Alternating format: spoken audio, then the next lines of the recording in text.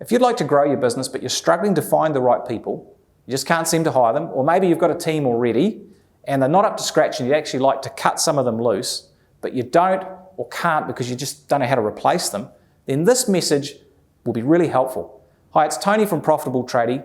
Now we work with the owners of trade businesses to help them improve their profits, systemize their business, just make life and business a whole lot more fun. Now in today's climate, the market for talent, that is the market for hiring, is really fierce. In fact, it's often more difficult to find good tradespeople than it is to find good clients. And if you find yourself looking for tradespeople and other team members, and you simply copy the ads that other people have online and chuck them up there and hope for a great result, you're probably finding that you're coming up empty-handed, and it's a disappointing result for you. As I said, the market for talent is fierce, and if we want great people, we've got to become great at hiring. We've got to be better than the other people in the market. Today I want to share with you a framework that we teach our $1 Million Tradie members that will put you on the right track. Now there's 3 key parts to it. I'm just going to draw it up.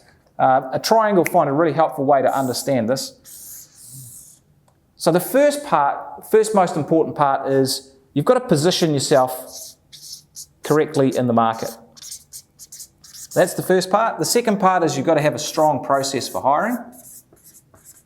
And the last part is persistence.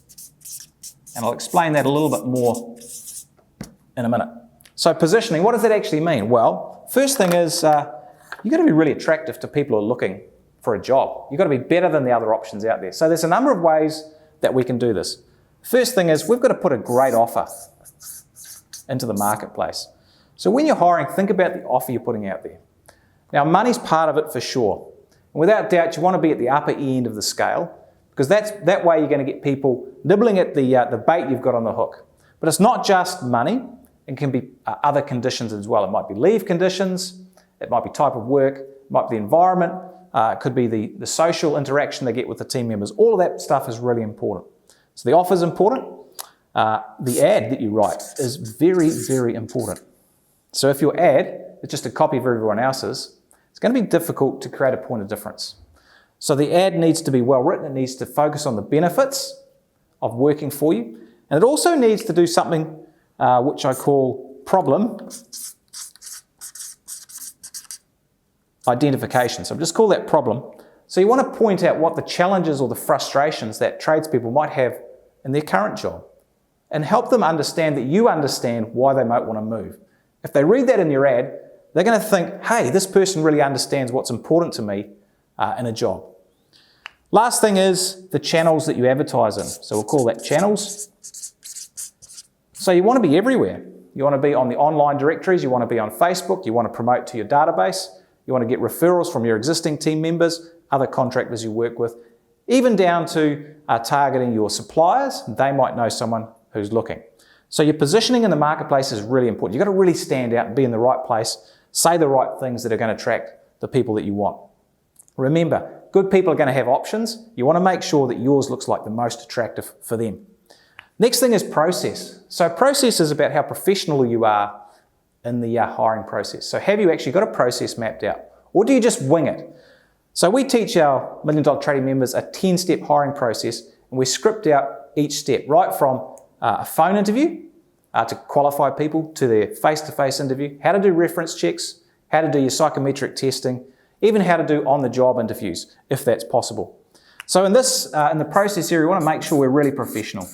So this is where we get to sell ourselves. So not only do we want to assess the person that we're interviewing, we also want to actually impress them a little bit.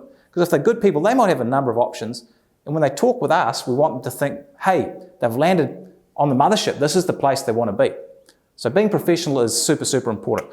You also want to be, you want to have practiced the process. So don't download some questions the morning of the interview and expect it to be really professional. You actually have to practice it, do role plays, make sure you're really comfortable with the process of asking the right questions. And have it all scripted out. So you know what you're going to say, how you're going to say it, and who's going to do what in the process. Lastly, you want to make the whole process what I call multi-dimensional, which is a big word. Hopefully I spell it right. There we go. So you want to assess people on a number of levels. So for instance, Your face-to-face interview is going to, you can't tell if they're a good tradesperson by just sitting down talking with them, but you can understand what their behaviour is like and what their attitudes are like. So you want to understand that.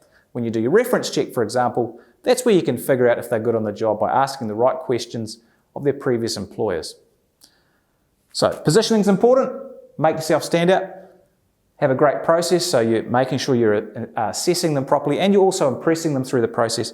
And lastly is persistence. This one is a bit of an odd one, but it's super, super important. Now with persistence, we need to persist and make sure that we only take people who are good enough. So are they good enough? And that's a question mark. Often, what happens if you're desperate, you take the best of a bad bunch, and I can tell you that never ends well. You want to have a standard above which people must be over. If they're over that standard, you can take them, but never ever take the best of a bad bunch. The last one, perhaps the most difficult one, is this one here. It's called patience. You may not get who you want in the first 2 days or 2 weeks. You have to stick at it. And if you're not getting the results you want, and you are being patient, nothing's happening after several weeks, you really need to go back and start looking at your positioning. You need to understand, is my offer on the money or not on the money? If you're not getting the right people applying, odds on something is not right, not resonating with the market in terms of what you're offering, or your ad, or where you've got it placed. So those are the key 3 things when hiring. Have a great position so you stand out. Be very professional, have a thorough process so you can assess people properly and impress them. And be persistent. Only take people who are good enough and make sure you're patient. Don't make a bad decision. So I hope you found this really helpful. Have you got any questions about it? Please feel free to put some comments in the comments field here, or you're welcome to shoot me a message. Love to talk about how we can help you get some better people on your team, help you grow your team, make life and business more profitable and a whole lot more fun too.